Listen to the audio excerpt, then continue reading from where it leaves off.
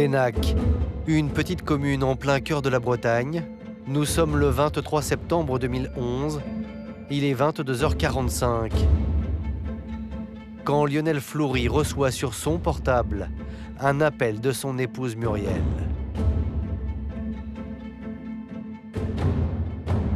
Elle m'appelle en me disant que elle a crevé non loin de la maison. La voiture de Muriel a subi une crevaison à 10 km de là. Aussitôt, Lionel part la secourir. J'arrive sur les lieux, il faisait une nuit très noire, où je vais voir son véhicule et je remarque donc le pneu avant gauche côté conducteur donc est à plat. Donc, je me suis accroupi, j'ai demandé à Muriel de me tenir la torche. Lionel Fleury se penche vers le pneu qui a subi la crevaison. Lionel Fleury est loin de se douter de ce qui va lui arriver ce soir-là. Quelqu'un arrive dans le dos de M. Fleury. Surgit de nulle part, un individu lui saute dessus, par derrière. Et va lui porter des coups de couteau. J'ai ressenti une forte douleur derrière l'oreille, et puis quelqu'un qui était sur moi, on aurait dit un singe. Muriel est totalement tétanisée, totalement en panique. Elle se met à hurler « Je vais appeler la police, je vais appeler la police ». Sous les yeux de son épouse en panique, Lionel Fleury vient d'être poignardé à plusieurs reprises. Malgré la violence de l'agression, il va réagir, il va se défendre. Il s'est engagé une bagarre, comme une mêlée de rugby. Monsieur Fleury, il arrive quand même à lutter et finalement, l'agresseur fuit. Après, c'est le trou noir.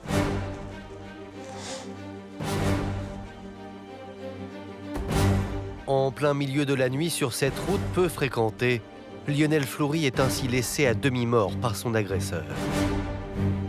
C'est le début d'un incroyable fait divers. L'histoire d'un homme en sursis. L'histoire d'une épouse au double visage. Et d'une famille qui cache de terribles secrets. Lionel Fleury, c'est un peu un miraculé. Il a quand même été victime de 5 tentatives d'assassinat. Je crois qu'on peut vraiment parler d'acharnement. Je suspecte qu'elle lui donne des médicaments pour l'empoisonner. Je suis arrivé à ramper pour aller aux toilettes. Des fois, j'allais pas assez vite. Je lui dis, papa, je pense savoir qui fait ça. Je pense avoir toutes les preuves, je sais pas quoi faire.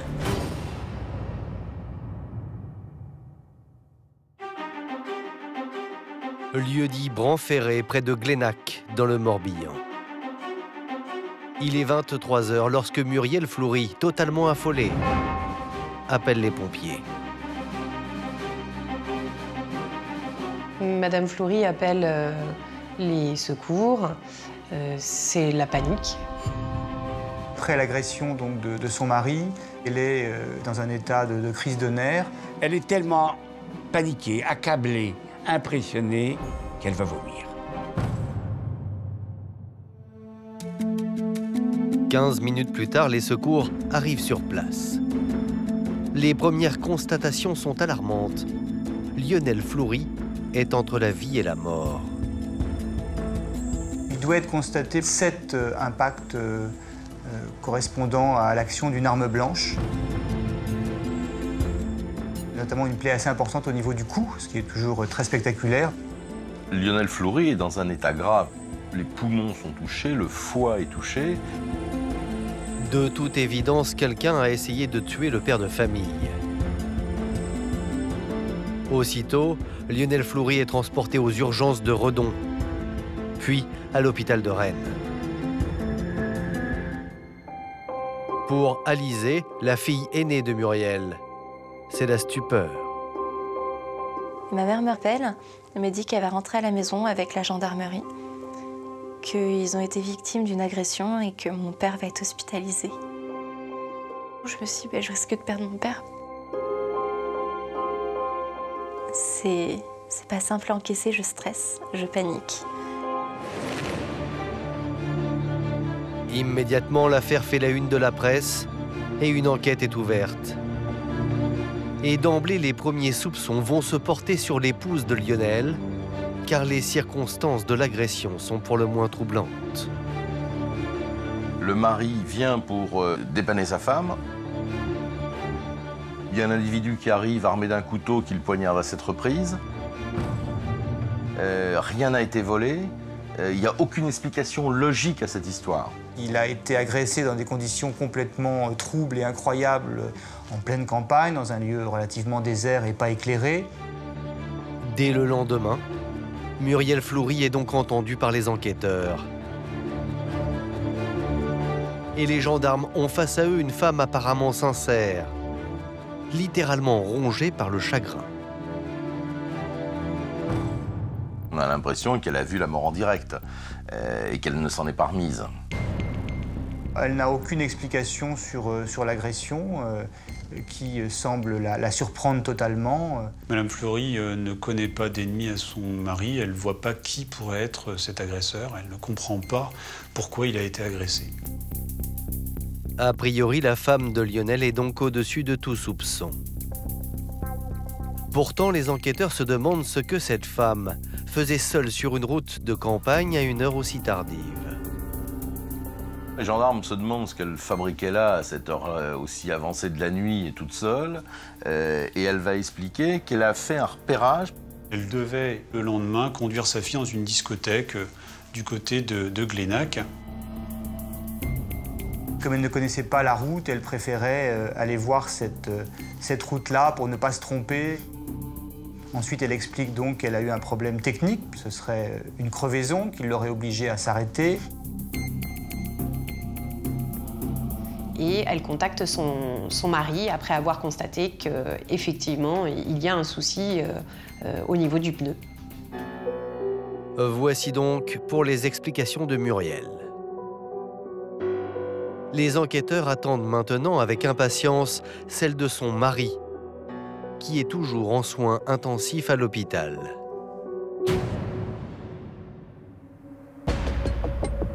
Après 3 semaines d'hospitalisation, Lionel Fleury peut enfin être entendu par les gendarmes.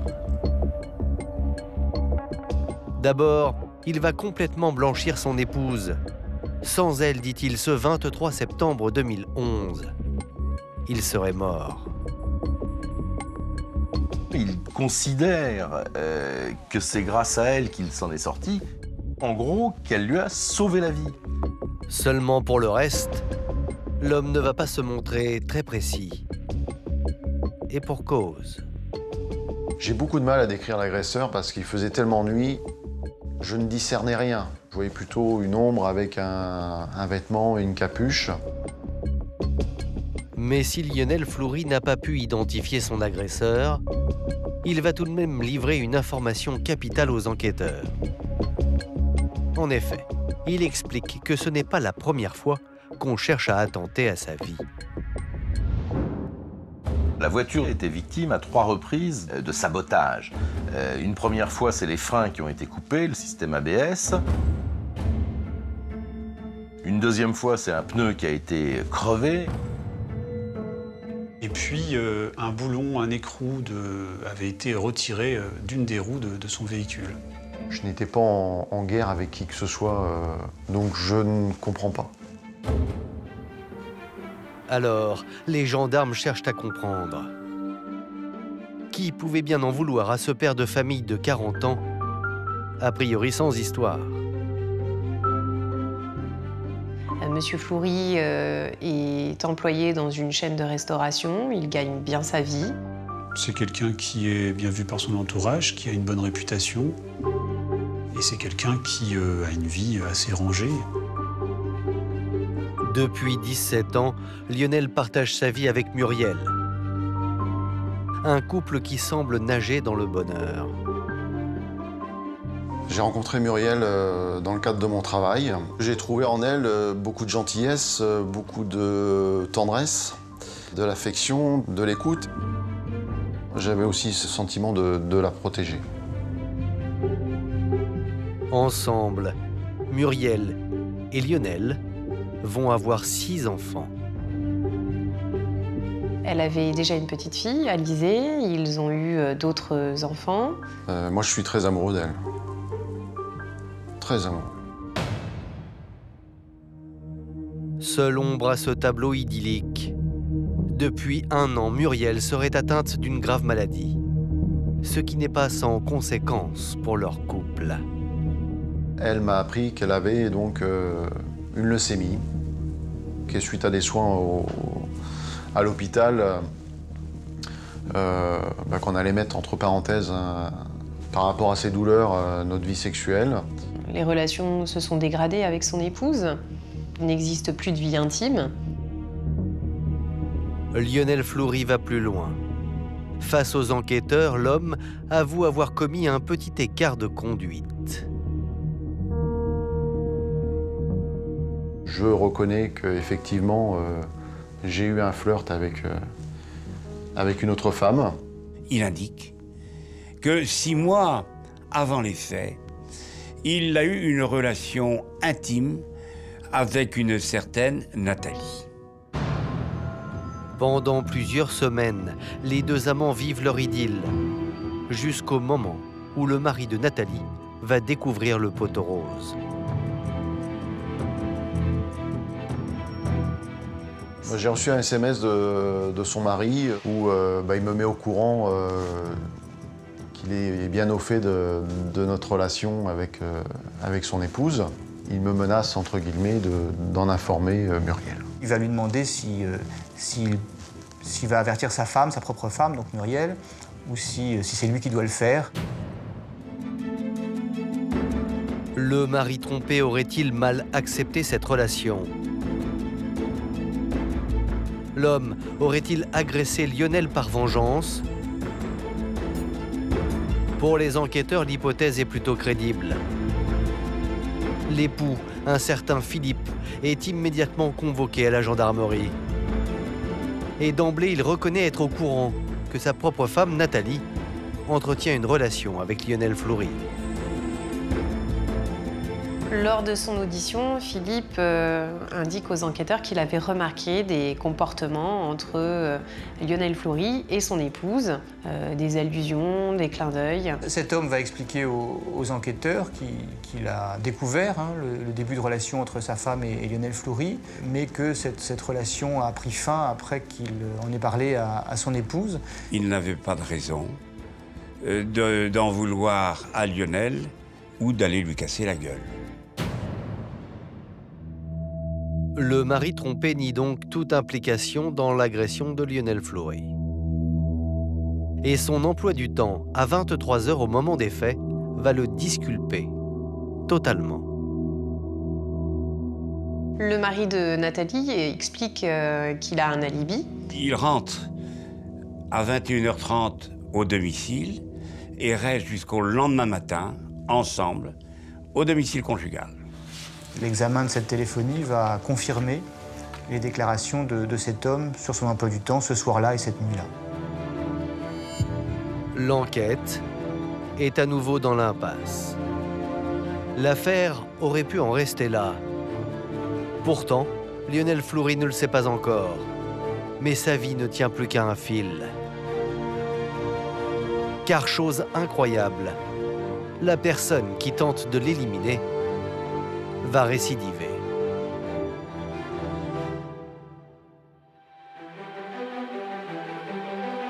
Cinq mois après sa mystérieuse agression au couteau, Lionel Fleury demande à être réentendu par les gendarmes. Et contre toute attente, c'est un homme à l'agonie qui se présente à eux. Il voit un type arriver, mais qui est métamorphosé. C'est une espèce de zombie qui a maigri. C'est l'ombre de lui-même. Monsieur Fleury explique aux enquêteurs que, dans un premier temps, il a repris le travail de façon naturelle, mais que très vite, il s'est senti fatigué. D'abord, Lionel Fleury révèle aux enquêteurs que, de manière incompréhensible, il a bien failli se tuer en voiture.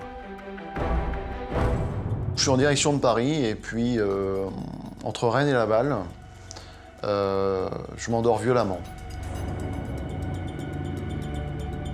Et je vais taper la barrière de sécurité. Le choc, pour moi, était violent. Tellement violent que ça m'a réveillé. Il aurait pu avoir un accident grave de la circulation. Il en a réchappé par miracle. Mais Lionel Fleury, devant les gendarmes, ne va pas s'arrêter là. Et la suite de son récit fait froid dans le dos. Il raconte que cette fatigue irrépressible va empirer jusqu'à ce qu'il devienne un véritable légume. Je n'arrivais plus à me lever. J'avais du mal à manger. Et j'en suis arrivé à manger avec mes mains, de ramper pour aller aux toilettes. Des fois, j'allais pas assez vite. Donc, je me faisais sur moi et j'avais honte de le dire. Il peut venir nous réveiller à des heures pas possibles pour des choses qui n'ont aucun sens. Il n'a plus aucune cohérence dans ses paroles, dans ses propos. 2 semaines après l'accident, Lionel raconte que son état de santé était tellement dégradé que ses proches ont dû l'interner en hôpital psychiatrique. Et c'est là que les médecins vont découvrir que l'homme est drogué. Monsieur Fleury montre un taux extrêmement important de benzodiazépine dans le sang. Manifestement, la molécule qui a été retrouvée dans le sang de Lionel Fleury avait pour effet de ralentir son activité cérébrale, de l'endormir, de l'anémier, de l'affaiblir considérablement. Il n'a pas de traitement à base de ce produit. Donc forcément, on l'empoisonne. Après les sabotages et son agression au couteau, les gendarmes découvrent que quelqu'un aurait empoisonné Lionel Fleury. Alors, qui peut lui en vouloir à ce point? Et surtout, pourquoi une telle détermination? Il a quand même été victime de 5 tentatives d'assassinat. Je crois qu'on peut vraiment parler d'acharnement. Les gendarmes vont d'ailleurs acquérir la preuve que Lionel est bien la victime d'empoisonnements répétés. La scène se passe le 12 février 2012. Lionel Fleury, encore hospitalisé, bénéficie d'une permission pour le week-end. À son retour, les médecins vont faire une découverte stupéfiante. Après cette journée passée à son domicile, le taux de benzodiazépine va remonter et dans des proportions vraiment inquiétantes. Il va être mesuré au double du taux initialement mesuré par les médecins. Des somnifères retrouvés dans son sang. Un taux de psychotropes qui grimpe en flèche après une journée passée en famille. Pour les enquêteurs, la piste d'un empoisonnement par un proche de Lionel Fleury est probable.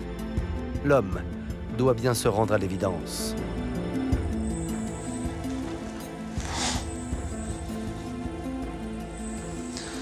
Mais ça a été des moments d'incompréhension. À ce moment-là, je leur ai dit que je pensais que madame pourrait être l'auteur de mon agression. Madame, c'est Muriel, son épouse. Malgré l'amour qu'il lui porte, malgré la passion qu'il nourrit pour elle, il en arrive à la soupçonner. Il va finir par lâcher, je crois que c'est le terme qui convient, le fait qu'il soupçonnerait son épouse. La personne qui était la plus proche de lui depuis toutes ces années, qui était la mère de ses enfants. Et je dirais que ce troisième choc-là, c'est peut-être le pire. Peut-être que c'est ma femme qui veut attenter à mes jours, et il le dit avec une forme d'effroi. Une agression en pleine nuit, un empoisonnement à domicile, et à chaque fois la présence de Muriel Fleury. Désormais, la mère de famille est dans le collimateur des gendarmes. Et la suite de l'enquête va leur donner raison.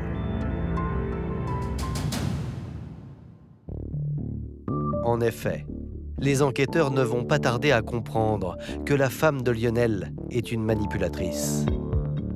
Souvenez-vous, elle avait prétendu à son mari qu'elle était atteinte d'une leucémie. Pourtant, les enquêteurs ne vont trouver dans son dossier médical aucune trace d'une quelconque maladie.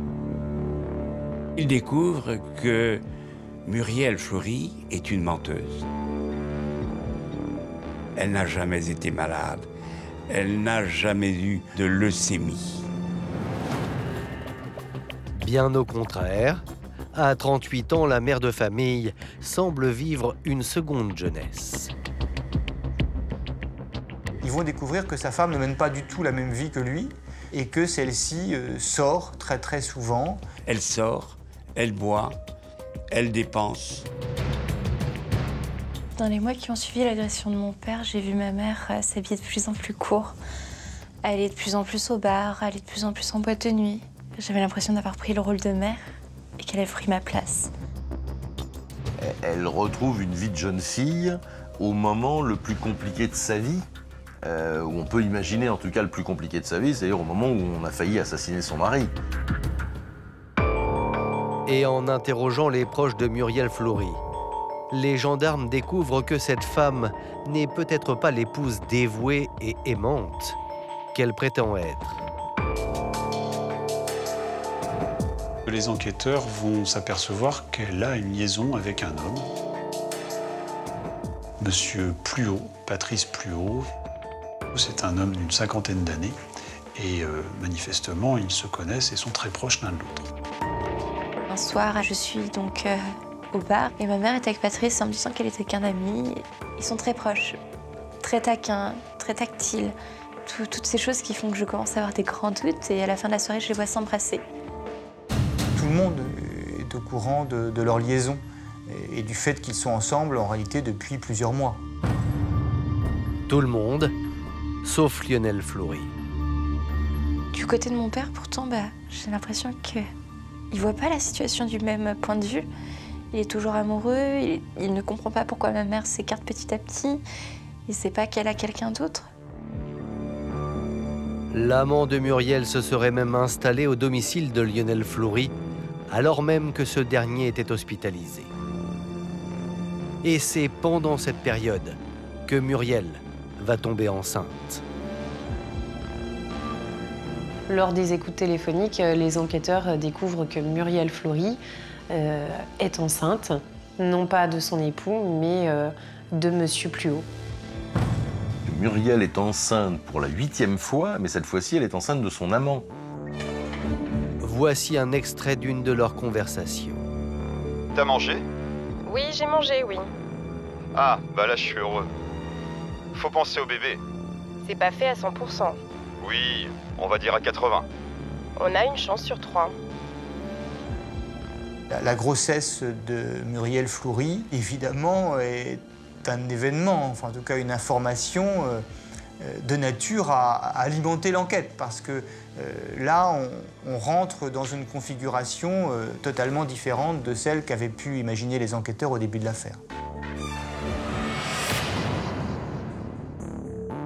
Après 17 ans de vie commune, Muriel aurait-elle tenté de se débarrasser de son mari pour vivre avec son amant? Pour les enquêteurs, l'enfant qu'elle attend de Patrice Pluot pourrait être le mobile. Le 16 mars 2012, les gendarmes décident d'entendre à nouveau Muriel Fleury sur le guet-apens dont a été victime son mari. Mais elle continue de nier toute implication. Et voici ce qu'elle déclare. Avez-vous des éléments nouveaux à nous apporter concernant l'agression dont a été victime votre mari? Non. J'ai beau me rappeler toute la soirée, je ne vois rien de nouveau à apporter. Les gendarmes sont perplexes. Selon eux, Muriel Fleury ne leur dit pas toute la vérité.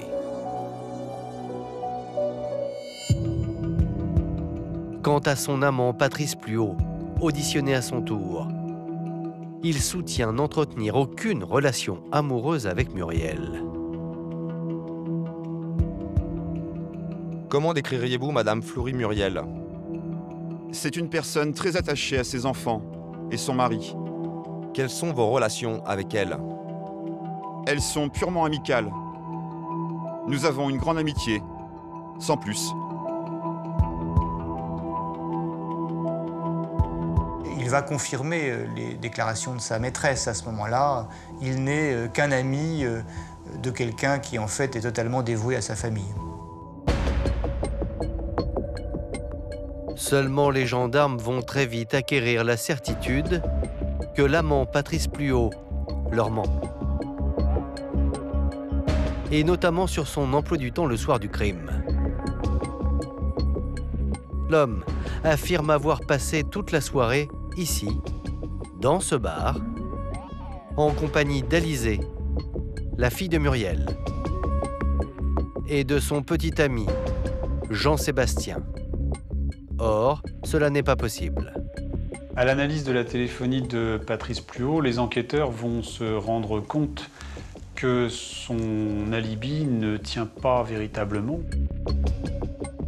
La téléphonie de Patrice Pluhaut va révéler qu'il va s'absenter en réalité du bar. Comme le bornage de son portable l'atteste, Patrice Pluhaut n'est pas resté toute la soirée au bar, mais il s'est rendu à proximité du lieu du crime. Il va se trouver à un moment donné à proximité du lieu de l'agression de Lionel Fleury.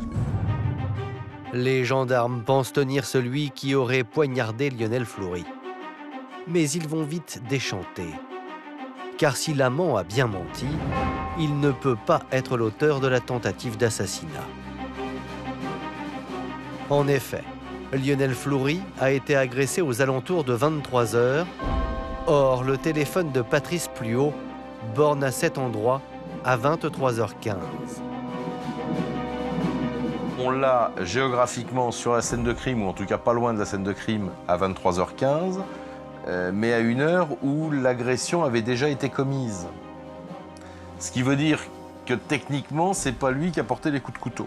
Ça signifie qu'il y a une autre personne qui est intervenue, peut-être en relation avec Muriel Fleury et Patrice Pluhaut. Alors, les deux amants auraient-ils un complice ? Les gendarmes commencent à le croire. D'autant qu'un témoignage capital et inattendu va faire basculer l'enquête.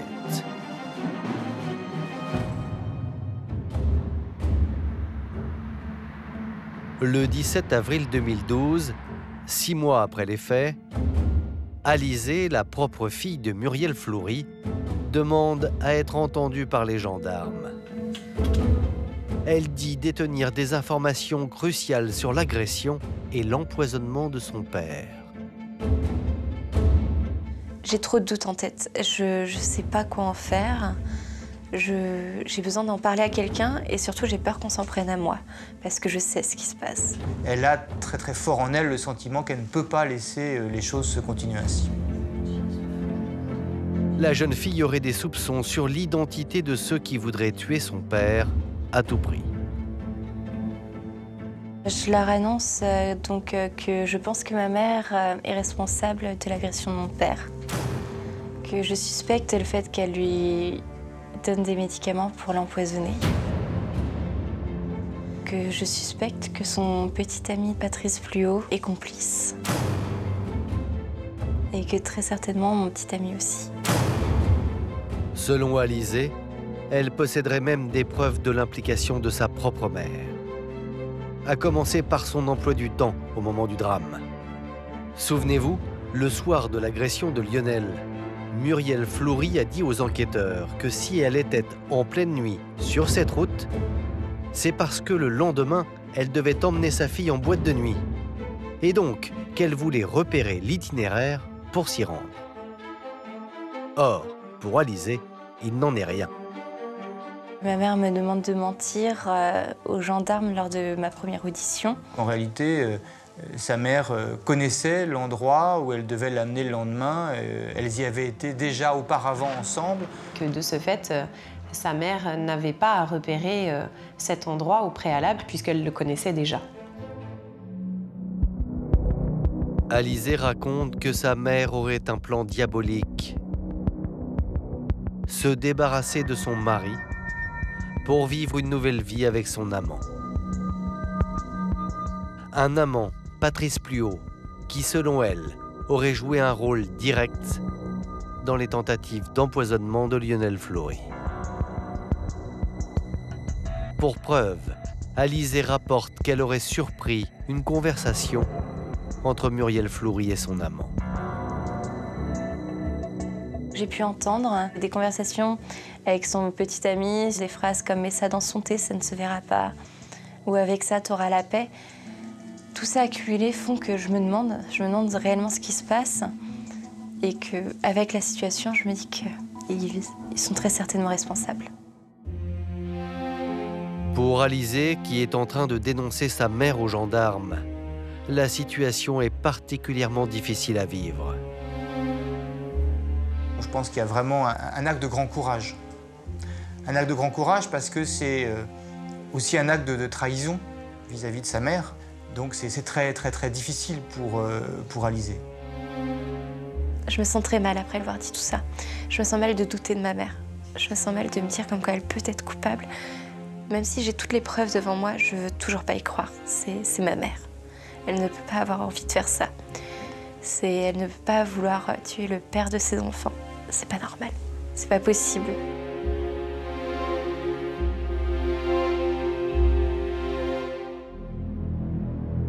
Devant les gendarmes, Alizée dénonce non seulement sa mère, mais aussi l'amant de celle-ci, et pire encore. Elle explique que son petit ami de l'époque, Jean-Sébastien, serait le bras armé du funeste projet. C'est lui qui aurait asséné les coups de couteau à son père.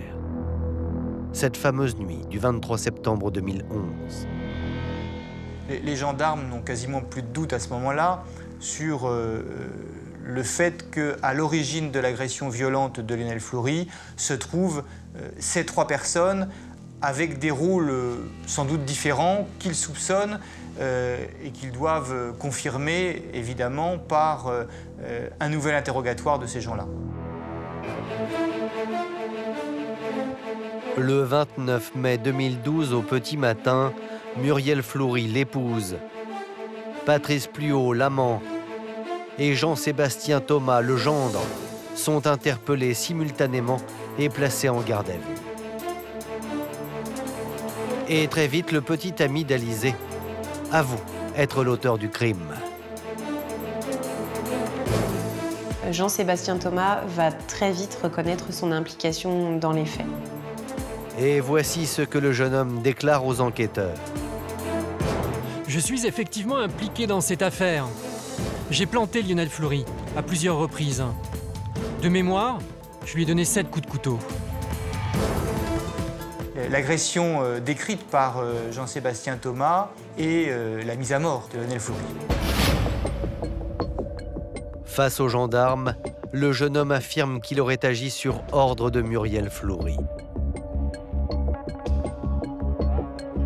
Muriel m'a demandé de tuer son mari. Elle m'a dit que je toucherais 50 000 €. Du coup, comme j'étais en manque d'argent, j'ai accepté. Jean-Sébastien Thomas indique aux enquêteurs qu'il n'est pas l'instigateur de cette agression. Il a été en quelque sorte engagé par Muriel. Il s'agit d'un contrat puisqu'il devait, pour son crime, toucher la somme de 50 000 €. Jean-Sébastien Thomas indique que l'assassinat de Lionel Fleury ayant échoué, il n'aurait pas été payé. Dans la salle d'à côté, les enquêteurs confrontent Muriel Fleury aux révélations de son gendre. Et contre toute attente, l'épouse de Lionel va craquer. C'est moi qui ai proposé l'agression de mon mari. Je devais tomber en panne, il devait venir m'aider pour me dépanner et il devait se faire agresser. Muriel Fleury va reconnaître les faits.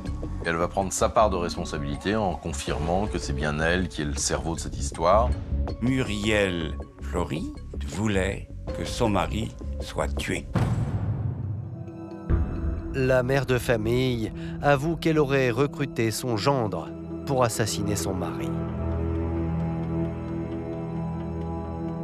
Elle indique qu'elle a eu l'idée de cette agression et qu'elle a sollicité Jean-Sébastien Thomas aux fins de mettre ce plan à exécution. Pour les gendarmes, l'implication de Muriel Fleury et de Jean-Sébastien Thomas ne fait donc plus de doute. Reste à définir maintenant le rôle de Patrice Pluot. interrogé à son tour, sous la pression des enquêteurs, lui aussi va finir par craquer. Le rôle officiel de Monsieur Pluot était d'aller chercher Jean-Sébastien Thomas en cas de problème.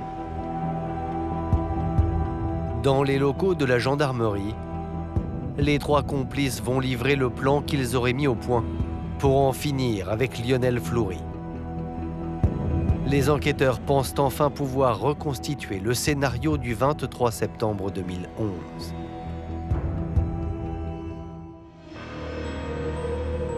Et voici donc ce qui se serait passé ce soir-là. Le 23 septembre 2011, Muriel Fleury quitte son domicile, envoyant un SMS à Jean-Sébastien Thomas. Elle passe le chercher au bar de la Gacilly. Jean-Sébastien Thomas monte dans son véhicule. Et ils vont tous les deux se rendre sur les lieux du crime, donc cette espèce de petite départementale totalement perdue. Arrivés au lieu-dit Bran-Ferret, les deux complices auraient préparé leur guet-apens. Sur place, Jean-Sébastien Thomas sort du véhicule, prend son couteau et perce le pneu de la voiture.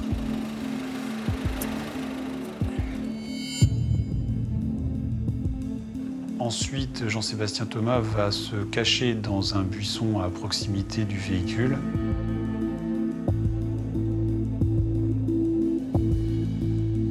Puis, Madame Fleury va joindre son mari pour lui demander de lui venir en aide. Elle va jouer les personnes un peu affolées. Je viens de crever, je suis en pleine campagne, je ne sais pas changer la roue, il faut absolument que tu viennes. Il va se dire qu'il ne va pas laisser sa femme en pleine campagne. Il prend la route à ce moment-là pour la retrouver. 10 minutes plus tard, Lionel Fleury retrouve sa femme sur place. Et à peine arrivé, le piège se serait refermé sur le père de famille. Jean-Sébastien Thomas sort du bosquet et s'en prend immédiatement à Lionel Fleury. Évidemment, il ne s'attend pas du tout à la moindre agression. Il fait nuit, mais il n'y a personne. Et donc, il y a l'effet de surprise qui va d'abord jouer. Il lui assène plusieurs coups de couteau, 7. Seulement, tout ne va pas se dérouler comme prévu. Jean-Sébastien Thomas aurait sous-estimé la force de sa victime. Lionel Fleury va pas se laisser faire. C'est quelqu'un de costaud, de robuste. Il va réagir, il va se défendre. Il va finir par avoir le dessus sur son agresseur et Jean-Sébastien Thomas va finalement fuir les lieux sans avoir été jusqu'au bout de la mission qui lui avait été donnée par Madame Fleury. La mère de famille, dépassée par les événements, appelle les pompiers. De son côté, le jeune Jean-Sébastien appelle Patrice Pluot, qui attend au bar de la Gacilly. En cas de problème, Jean-Sébastien Thomas devait contacter Monsieur Pluot, et c'est ce qu'il a fait. Patrice, à son tour, reçoit un appel téléphonique. Il quitte le bar. Il va rechercher sur le lieu, à proximité en tout cas du lieu de l'agression, Jean-Sébastien Thomas. Jean-Sébastien Thomas monte dans le véhicule de Patrice Pluot. Une fois dans la voiture, Patrice Pluot aurait aidé Jean-Sébastien Thomas à se débarrasser de toutes les preuves de l'agression. Il lui prend le couteau, le jette par la fenêtre du dit véhicule. Patrice Pluot dépose Jean-Sébastien Thomas aux alentours de son domicile. Monsieur Pluot est revenu au bar un peu plus tard. Et Jean-Sébastien Thomas monte donc dans son appartement, prend une douche, change ses vêtements. Il va changer de vêtements, peut-être parce qu'ils sont tachés d'ailleurs, pour pas qu'on le reconnaisse en plus, et de les jeter dans une décharge publique ou dans une poubelle pour qu'on ne les retrouve pas évidemment dans les jours qui suivent. Vers 23h30, Jean-Sébastien Thomas va rejoindre Patrice Pluot et Alizé au bar.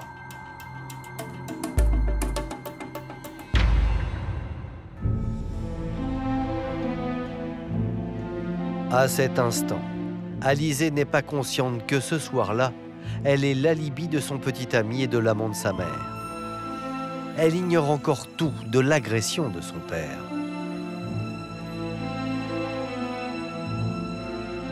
Ce n'est que vers 2 h du matin, à son retour chez elle, qu'Alizé apprendra par sa mère que son père a été sauvagement attaqué.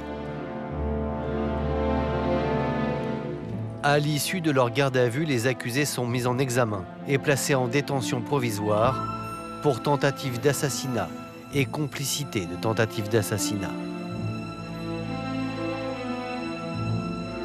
Si les gendarmes pensent avoir fait toute la lumière sur l'agression nocturne de Lionel Fleury, reste la tentative d'empoisonnement et les 3 sabotages de son véhicule.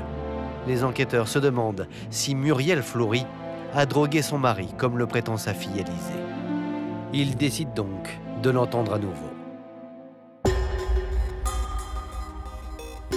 Et devant les gendarmes, Muriel Fleury nie être responsable des sabotages. En revanche, elle reconnaît avoir drogué son mari. Madame Fleury explique aux enquêteurs qu'elle a pu administrer à son époux certains médicaments, qu'elle lui administrait ces molécules à son insu. Je lui ai mis des médicaments tout en ne sachant pas ce qu'il y avait dedans. J'avais ces médicaments dans ma pharmacie. Des décontractants, des antidouleurs, des antidépresseurs ou anxiolytiques. Pour les lui administrer, je pilais les médicaments et je les dissolvais dans son thé.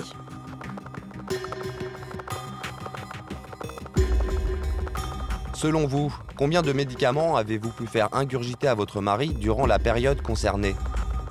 J'en sais rien. 2 ou 3 comprimés, par-ci, par-là. Devant les enquêteurs, Muriel va même justifier son acharnement. Cette intoxication serait, selon elle, de la légitime défense. Muriel Fleury va décrire son mari comme un être violent, presque barbare, en tout état un tyran. Ma mère me dit qu'il la rend malheureuse, qu'il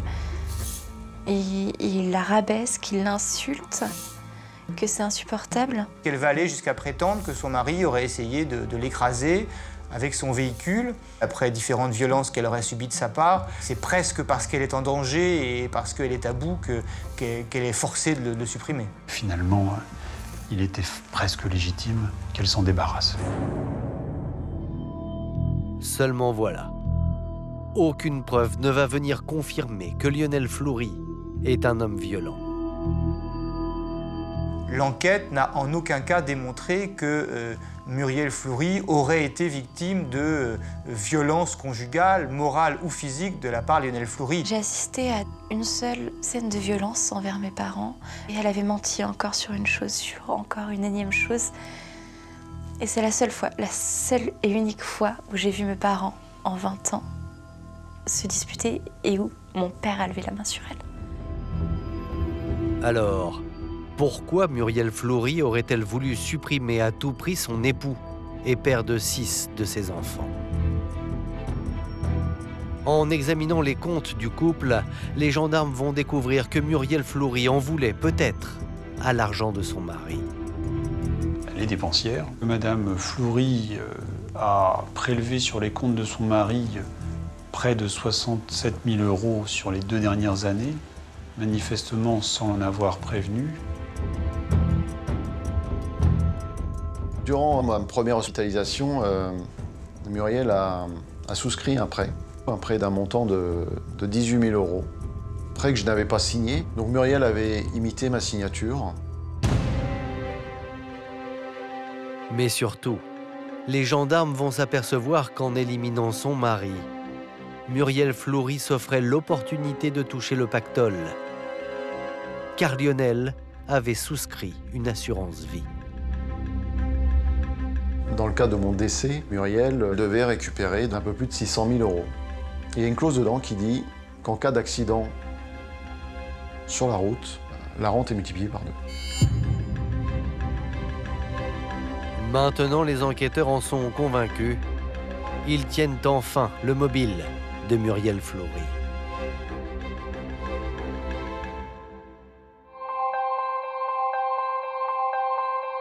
Le 13 mai 2014, s'ouvre au tribunal de Vannes le procès de Muriel Fleury, Jean-Sébastien Thomas et Patrice Pluot.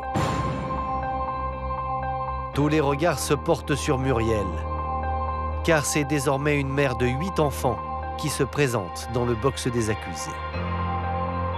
Pendant sa détention, Muriel Fleury a mis au monde un enfant. Cet enfant est l'enfant de Patrice Pluot. Et face aux jurés, les 3 accusés confirment leur rôle. Muriel Fleury plaide coupable. Elle reconnaît l'intégralité des faits. Elle reconnaît que c'est elle qui a tenté de tuer son propre mari. Après 4 jours de procès, les peines tombent. Muriel Fleury a été condamné à 20 ans de réclusion. Patrice Pluot à 10 ans. Et Jean-Sébastien Thomas à 12 ans. C'est vrai que la peine infligée à Muriel Fleury est lourde, mais je crois aussi que la cour d'assises et les jurés ont tenu compte de la pérennité du projet criminel. Pour les victimes, le soulagement est total. Lorsque les peines sont tombées, il y a eu un petit moment où je me suis dit, je ne vais pas revoir ma mère pendant 20 ans.